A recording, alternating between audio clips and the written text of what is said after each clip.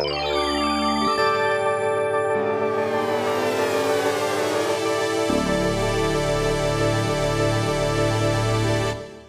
everyone. Welcome to Art Salon. I'm Elle Schorr. This is our second annual Basel Through Our Eyes. Last year, we did this for the first time, and we found that each of the people who did a presentation about what their experiences had been, what their favorite pieces were, had something really helpful to add to our overall understanding of what the fairs are about. They've become a major force in South Florida.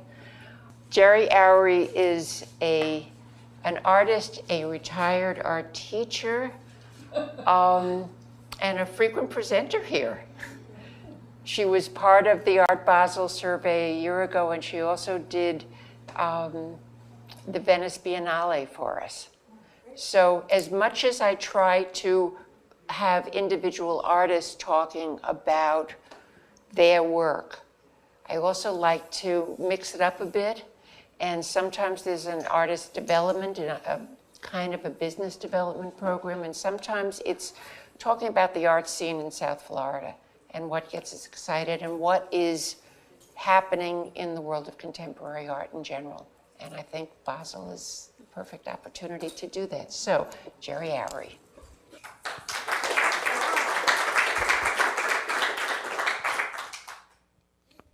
The powers that be, when they were putting together Art Basel Miami, felt that Miami could really handle a very lighthearted show as opposed to other places in the world that do this kind of thing, because it's a kind of lighthearted, happy, up kind of place. And that's how I found most of the art. It was kind of uplifting. I don't think that it was a show that was groundbreaking, because they're here to sell. And they know their audience, and that's what it was about. Comments that I read about Calder mobiles were very popular. Well, houses in South Florida have tremendous volume, so people are interested in that kind of a huge shape and space. I spent the week there, and I led a group from Lighthouse Art Center on Thursday. So Wednesday I was there to preview the show. Then Thursday we bring people around, and it's so interesting because by Thursday, so many of the pieces are sold and gone. I mean, the selling is mammoth, and that's what they're here for. This was a piece, when I first walked in, first thing I saw, Louise Bourgeois. It's the first spider that she ever made, and it was a small one, with her female figure as the spider. Then this was Marina Abramovic's space, which was given to her. The people running the show provided her with a space so that she would speak later in the week and do her pitch for her institute, which she's establishing in Hudson, New York. So you could lie down in the space and have quiet time. There were lockers to put all your things so you could lie down and relax. And she gave a talk during the week that was really excellent about what she is about and what she's doing. And some of the critics went after her in terms of, they call it the cult of Marina now. But it's interesting because it's a woman who's had a long career, and as she said, she has to pitch for her money for her institute because the only thing she has to sell are her drawings and photographs, because it's all live work. So she really has to pitch hard to do her selling. This was very interesting. This was in positions, and here's this man sitting in both sex, and it was a performance piece. I did not see the performance, but it had to do with gender, and it had to do with black and white, and evidently they were black actors in whiteface doing some kind of a performance, but I thought it was an interesting piece. And this was one of the people resting from the performance. I love the way they have these spaces that you can relax.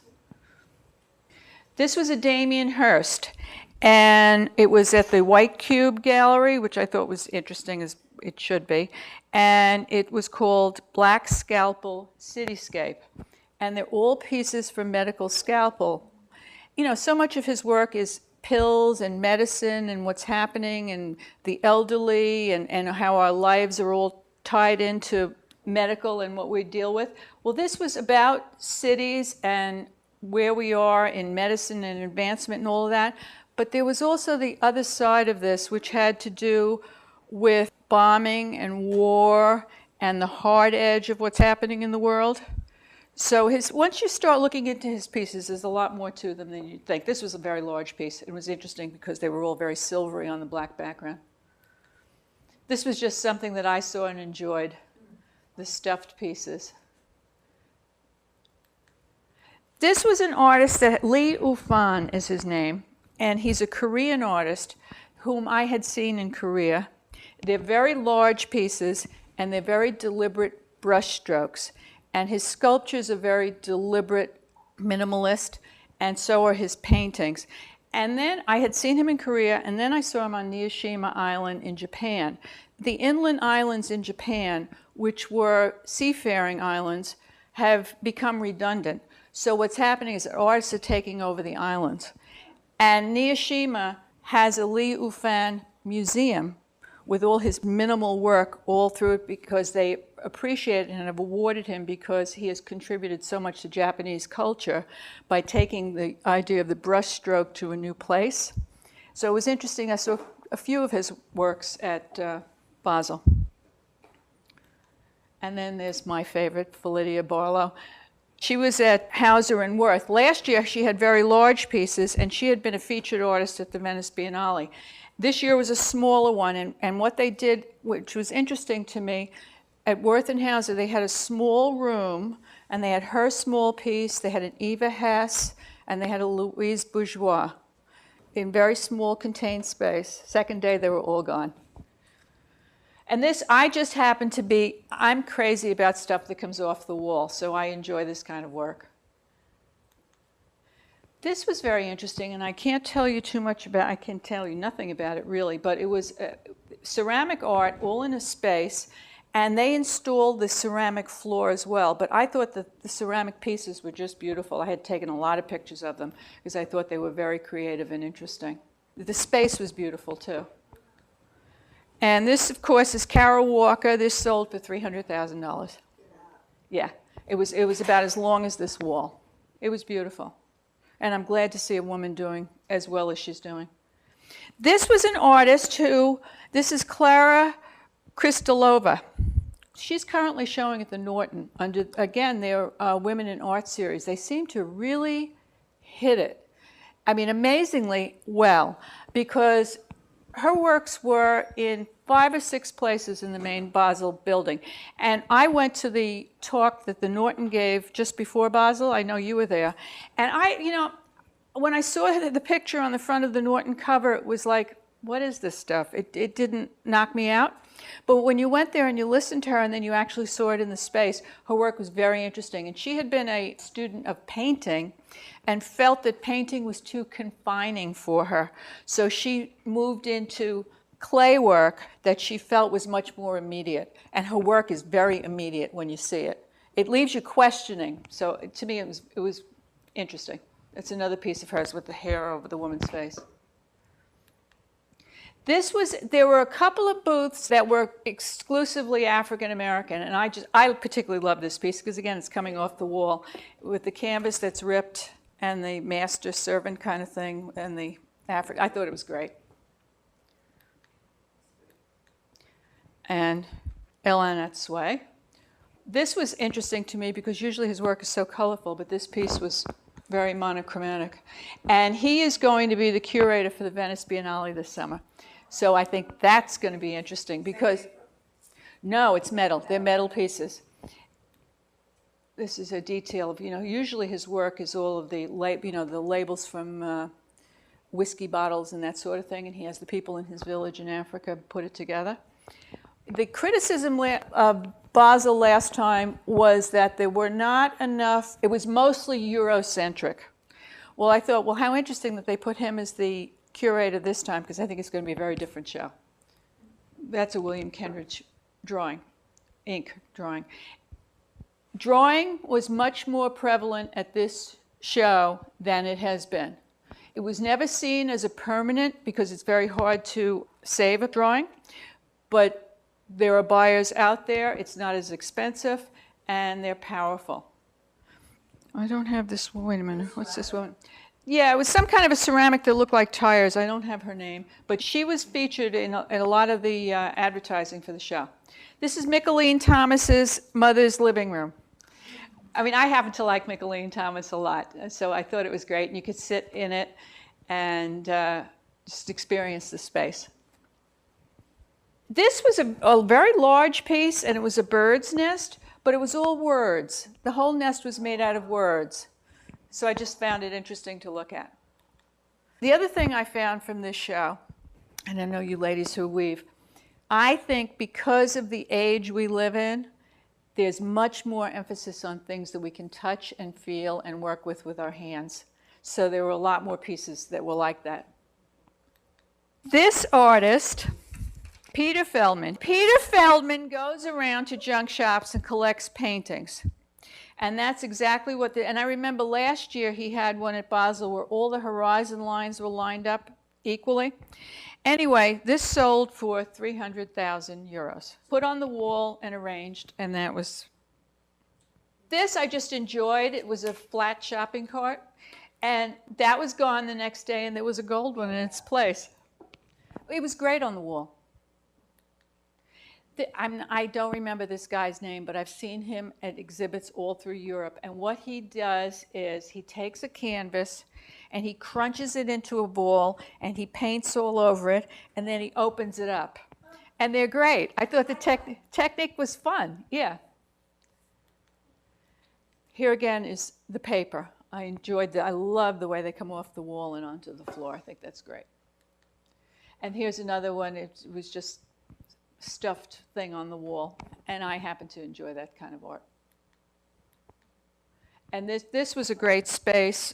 It was cheery, it was interesting. You walked through it and you experienced it, you felt it, and I think there needed to be even more of this sort of thing at the show than there was. Are those suspended? They were suspended. And these were huge clay figures on the floor of reclining women. This was interesting. As I walked over and I asked the guy, I said, "What is this?" He said, "These are the chemicals in all of your soft drinks." And they brought them from Germany. I said, "How did you get the chemicals in the country?" He says, No, we can't get the chemicals in Germany. You can only get them here." So that's what that was. This was the most interesting thing of all. I looked this up afterwards. This guy's name was Sean Syed, and his work was held up at customs and didn't arrive for Art Basel. So he bought himself an air mattress and all this junk and put it on the floor, and there he was. Yeah. And this, again, was paperwork, and this was featured at White Cube, so it was high-end. And this is Chris O'Feely with his dung. That's also at White Cube. I thought White Cube had a really excellent exhibit this time. This is the thing. All of the sexually provocative work sold instantly in Basel. It was all gone first day. Here's another thing that just appeals to me, the fact that the canvas came down and was kind of like hanging off of the wall. These were very large watercolors under glass, and I just thought they were very impressive looking because of the scale. These were tiny little portraits on cardboard, no bigger than this. And just as last year, there was a whole wall of them. Red dot, red dot, red dot. They really sold. They were very charming. This, I just enjoyed the fact that there was a three-dimensional space because there really was not a lot. And Helen Frankenthaler, there was a lot of her around, which I enjoyed because I happen to love her work, but there was a lot of it, so she must be really selling very well. And there's Marina in her salon talking about her foundation, and it was very good. And sitting next to her was Liebskin's son, talking about his father's architecture. And she then was saying that when they met each other, Daniel Liebskin, they immediately bonded. And he said, as far as design was concerned, all you need in your living room are 2 first-class seats from Lufthansa. That was interesting. And then I went over to the design center, and there he was at the Louis Vuitton exhibit. This was a photograph of the inside of a paper bag. I thought it was great. This was a Paul McCarthy, and what he did, he got panned for this big time after such a successful career. He took a Manet and turned it into his whatever, and the critics really blasted him for it, that he was turning to trade. There's another one that I just like off the wall. I enjoy that. And another one. And this was a African-American artist talking about slavery, and just, it's a photograph.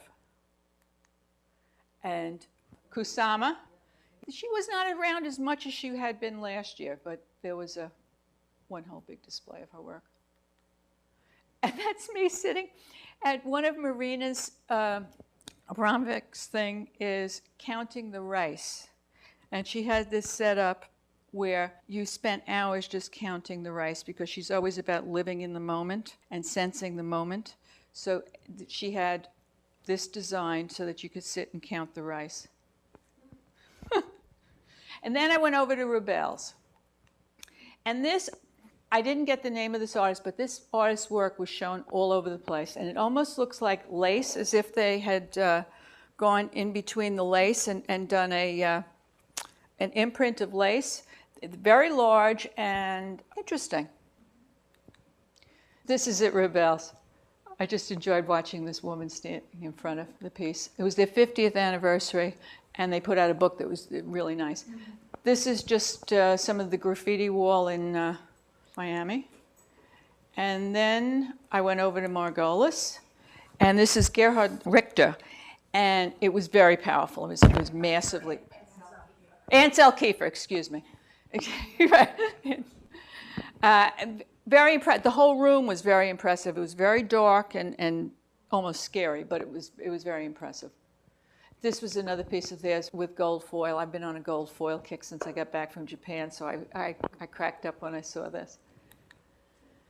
And then I went over to Art Miami. I enjoyed this piece. I thought it was very interesting on the floor of the paper bags. I went to Art Miami after spending 2 days at Basel, and I enjoyed it. When I went back to Basel for a 3rd time, I realized how much more serious Basel was than Art Miami. It's a different level. It's just not quite the same. Helen Frankenthal. I mean, they have the big hitters. And this was almost creepy. It was so lifelike. But there was a lot of that kind of like catch you in the face sort of work. And then there was a whole series of these guys. You know, they're like playing to a glitzier audience almost. And then Spectrum I thought it was a bad show. And they had a few pieces that were okay, but in general, I didn't think it was a good show. Red Dot was better, but again, it was frivolous. I didn't think there was a seriousness to it. This was interesting. This was a truck driving around that if you were having an art show, it was a narrow truck, so you could have artwork in it, and this thing drove through the streets. And this was the new contemporary. I purposely wanted to see what they were up to, the people who left MoCA. And they had a space in the design district, and evidently they're going to be building a museum in the design district. And this was a space that ran up through the middle of the building, and one artist and all of her pieces going up and down through the building. And this was at the bottom. It was a women's issue kind of show. ICA Miami. So I don't know if they're going to be successful, but they got part of the collection from MoCA, and they have some big backers. And then I ended up at Perez, which is wonderful. And this was a piece that I loved. I looked at it, and it was very light and lovely, but it was about a cemetery on the wall, where the tombs are on the wall. And then I ended up going back to Basel to see Julian Schnabel. And I happen to like his work, but I was interested to hear him speak because I wondered how obnoxious he was going to be, because he generally is. He was really excellent. He was kind of humble and he was insightful, talked about his art and the art market and how it's beyond his control. When he puts his hand to paper, he's not there. It's the other guy in the room that makes the art. And I found myself taking a million notes because he was very, very interesting. And he's showing at the museum in Fort Lauderdale that Bonnie Clearwater, yeah, she has her connections to get him for a show. And then last year she had Tracy Emin. So I'm sure the show is very good. But he was panned in his last two exhibits. So I thought that, I didn't read that till afterwards. But the critics killed him. So that's why I think this whole Miami thing was so important for his career, for him to be there and to be so insightful and interesting during his talk. And most of it had to do with, he gets his ideas from places he's been, experiences he's had, and he just gets carried away with it. And that's it.